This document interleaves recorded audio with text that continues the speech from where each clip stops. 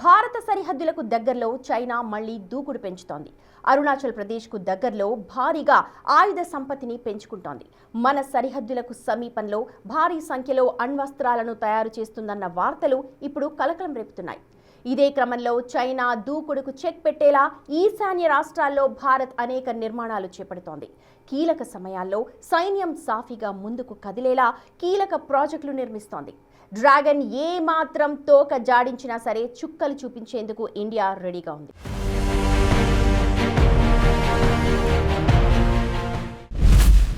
చైనాకు చెక్ పెట్టేలా భారత్ నిర్ణయాలు.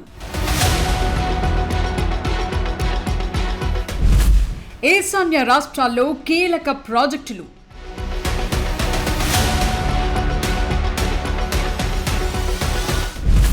తోక జాడిస్తే డ్రాగన్ కు చుక్కలే. చైనా సరిహద్దుల్లో భారత్కు పొంచి ఉన్న ముప్పుతో వాస్తవాధీన రేఖ వెంట ప్రతి నిర్ణయం కీలకంగా మారుతోంది. ఇందులో భాగంగా అత్యవసర పరిస్థితుల్లో చైనా నుంచి ఎదురయ్యే ముప్పుని, దాడులను ఎదుర్కొనేందుకు భారత దళాలు కీలక అడుగులు వేస్తున్నాయి. ఈశాన్య భారతం పరిధిలో ఇలాంటి ప్రయత్నాలు ఇప్పుడే తొలిసారి. ఇటీవలే అస్సాంలో ఏర్పాటు చేసిన తొలి emergency landing facility hot topic గా మారింది. దీనిపై C-130J సూపర్ హెర్క్యులస్ యుద్ధ విమానంలో దిగి ప్రధాని మోదీ అందరినీ ఆశ్చర్యపరిచారు.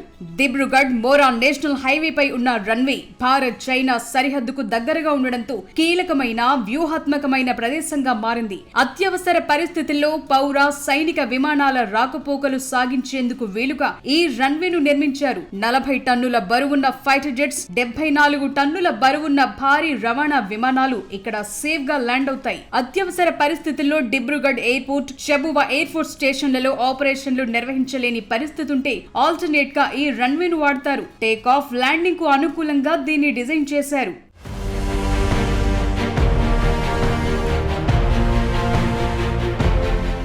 అస్సాంలోని చబువా ఎయిర్ బేస్ కు సమీపంలో ఉన్న ఈ రన్వే చైనా సరిహద్దుకు 300 కిలోమీటర్ల దూరంలో ఉంది. మయన్మార్ కు 200 కిలోమీటర్ల దూరంలోనే ఉంటుంది. అందుకే ఇది వ్యూహాత్మకంగా ఎంతో కీలకంగా మారింది. 4.2 కిలోమీటర్ల ఎమర్జెన్సీ ల్యాండింగ్ ఫెసిలిటీ నిర్మాణానికి దాదాపు 100 కోట్లు ఖర్చు చేశారు. సైనిక సంసిద్ధత, విపత్తు సమయాల్లో రెస్క్యూ ఆపరేషన్లతో పాటు అత్యవసర పరిస్థితుల్లో వేగంగా బలగాలను మోహరించేందుకు ఈ ప్రాజెక్టు దోహదపడుతుందని నిపుణులు అంచనా వేస్తున్నారు. దేశంలో ఇప్పటికే ఇలాంటి ఎమర్జెన్సీ రన్వేలు పశ్చిమ, ఉత్తర, మధ్య ప్రాంతాల్లో ఉన్నాయి.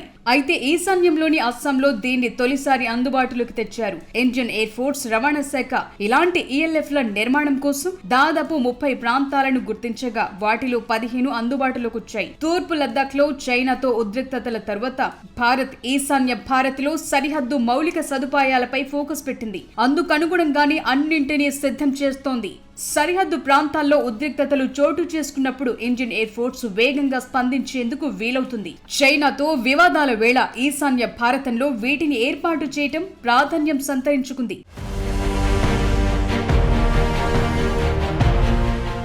ఈశాన్య భారతాన్ని అభివృద్ధి పదంలో నడిపించటమే కాదు, రక్షణ పరంగా మరో గేమ్ చేంజర్ ప్రాజెక్టు ని పూర్తి చేసింది కేంద్రం. అస్సాంలోని బ్రహ్మపుత్ర నది కింద దేశంలోనే తొలిసారి, ప్రపంచంలోనే రెండోదైన road, rail under water twin tunnel నిర్మాణానికి కేంద్రం గ్రీన్ సిగ్నల్ ఇచ్చేసింది. గోహ్పూర్, నుమాలీగఢ్ మధ్య నిర్మించనున్న ఈ గ్రీన్ ఫీల్డ్ కారిడార్ కోసం 18,000 కోట్లకు పైగా కేటాయించారు. ప్రస్తుతం ఈ రెండు పట్టణాల మధ్య ప్రయాణానికి 6 గంటల సమయం పడుతోంది. ఈ సొరంగ మార్గం గనుక అందుబాటులోకి వస్తే ప్రయాణ దూరం తగ్గటమే కాదు, జర్నీ కూడా జస్ట్ 20 నిమిషాల్లోనే పూర్తవుతుంది. ఇది అస్సాంతో పాటు అరుణాచల్ ప్రదేశ్, నాగాలాండ్ లాంటి రాష్ట్రాల రవాణా ముఖ చిత్రాన్ని మార్చేయనుంది. ఈ ప్రాజెక్ట్ రక్షణ పరంగాను భారత్ కు అత్యంత కీలకంగా మారబోతోంది. ముఖ్యంగా చైనాతో సరిహద్దు ఉద్రిక్తతల క్రమంలో సరిహద్దు ప్రాంతాలకు సరుకు రవాణా, సైనిక కదలికలను వేగవంతం చేసేందుకు ఈ సొరంగ మార్గం ఉపయోగపడుతుంది.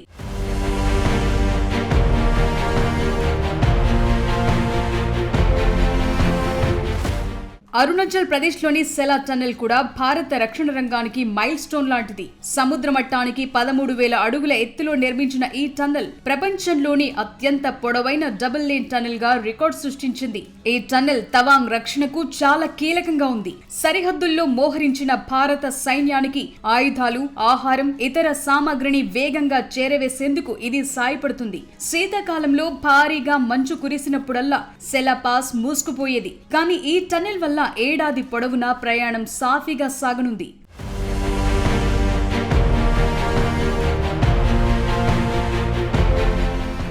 సరిహద్దుకు అవతలి వైపు చైనా అనేక నిర్మాణాలు చేపడుతుందనే వార్తలు, నివేదికలు వస్తున్నాయి. ఈ క్రమంలో టిబెట్ లో సరిహద్దుకు సమీపంలో అనేక కట్టడాలు, మౌలిక సదుపాయాలను అభివృద్ధి చేసుకుంటోందని తెలుస్తోంది. దాంతో అవసరమైన సమయాల్లో చైనా తమ సైన్యాన్ని వేగంగా సరిహద్దులకు తరలించే అవకాశం ఉంది.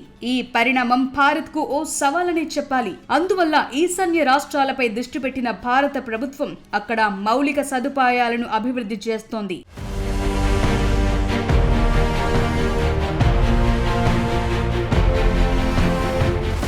శత్రు దేశం పాకిస్తాన్ పై భారత్ కు ఫుల్ క్లారిటీ ఉంది. సరిహద్దులో పాక్ ఏం చేయాలని చూసినా ఇండియా దగ్గర కౌంటర్ రెడీగా ఉంటుంది. కానీ చైనా అలా కాదు. డ్రాగన్ పక్కలో బలెం లాంటిది. ఎప్పుడు ఎలా తోక జాడిస్తుందో అస్సలు అర్థం కాదు. దశాబ్దాలుగా చైనా తీరింతే. కానీ ఇకపై చైనా ఆటలు సాగవు. డ్రాగన్ని ధీటుగా ఎదుర్కొనేందుకు ఇండియా అన్ని విధాలుగా సిద్ధమవుతోంది. అందుకోసమే ఈశాన్య రాష్ట్రాల్లో సైన్యానికి అవసరమైన అన్ని రకాల వసతులు కల్పిస్తోంది. Roads, tunnels నిర్మిస్తోంది. రాబోయే రోజుల్లో చైనాతో ఏ మాత్రం తేడా వచ్చినా క్విక్ కౌంటర్ రియాక్షన్ ఉంటుందా?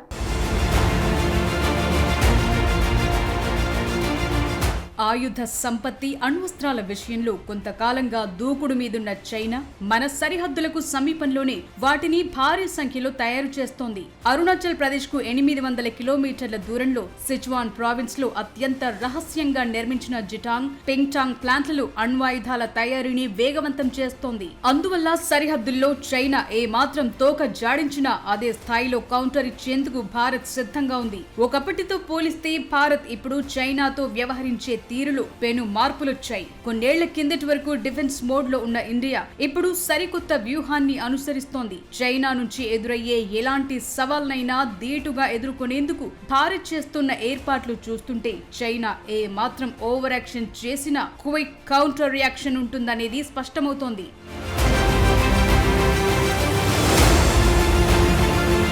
గతంలో సరిహద్దుల వరకు రోడ్లు వేస్తే చైనా సైన్యం మన భూభాగంలోకి సులభంగా లోపలికి వస్తుందనే ఆలోచన ఉండేది. కానీ ఇప్పుడు లెక్క మారింది. లద్దాఖ్ నుంచి అరుణాచల్ వరకు 1000 కిలోమీటర్ల మేర వ్యూహాత్మక రోడ్లు, బ్రిడ్జ్లను బార్డర్ రోడ్స్ ఆర్గనైజేషన్ వేగంగా నిర్మిస్తోంది. అన్ని రకాల వాతావరణ పరిస్థితుల్లో సైన్యం వేగంగా సరిహద్దుకు చేరుకునేందుకు రోడ్ క్లియర్ చేస్తోంది. ఒకప్పుడు భారత్ తన సైన్యంలో ఎక్కువ భాగాన్ని పాకిస్తాన్ సరిహద్దుల్లోనే ఉంచేది. ఇప్పుడు స్ట్రైక్ కోర్ విభాగాలను చైనా బార్డర్ వైపు మళ్లించింది. యుద్ధ విమానాలు, కార్గో విమానాలు తక్కువ సమయంలో ల్యాండ్ అయ్యేలా ఈశాన్య రాష్ట్రాల్లో రన్వేలను ఆధునీకరించారు. చైనాను కట్టడి చేసేందుకు భారత్ కేవలం సంఖ్యాబలంపైనే కాకుండా టెక్నాలజీపై ఫోకస్ పెట్టింది. చైనా భూభాగంలోని టార్గెట్లని ఇప్పుడు భారత్ నిమిషాల్లోనే ఛేదించగలదు. నేఘా కోసం అమెరికన్ ప్రెడేటర్ డ్రోన్లు, ఆకాశంలో ఆధిపత్యం కోసం రాఫెల్ ఫైటర్ జెట్లు సిద్ధంగా ఉన్నాయి.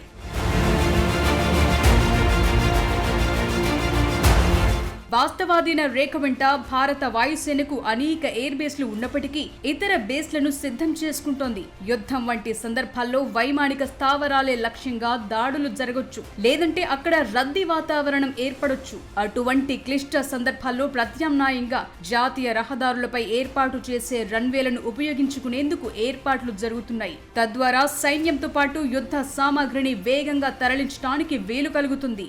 అన్ని రకాల యుద్ధ విమానాల ల్యాండింగ్, టేక్ ఆఫ్లకు అనుగుణంగా నిర్మించిన అస్సాం రన్వేపై Rafale, Sukhoi, C-17 Globemaster వంటి యుద్ధ విమానాలు ట్రయల్ రన్స్ నిర్వహించాయి.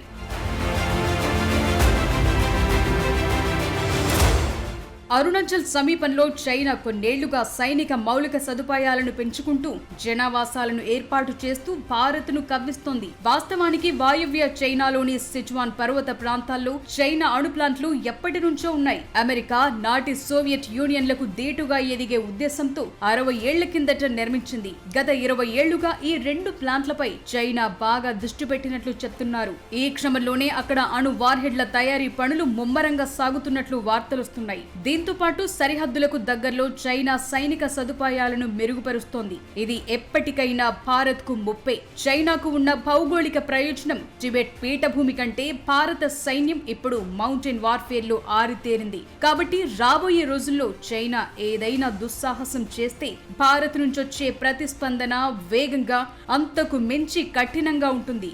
గాల్వాన్ ఉదంతం తర్వాత భారత్ వైఖరిలో స్పష్టత వచ్చింది. ఒక అడుగు వెనక్కు వేసే ప్రసక్తే లేదని భారత్ గట్టిగా చెప్తోంది. క్వాడ్ లాంటి అంతర్జాతీయ వేదికల ద్వారాను చైనాపై ఒత్తిడి పెంచుతోంది.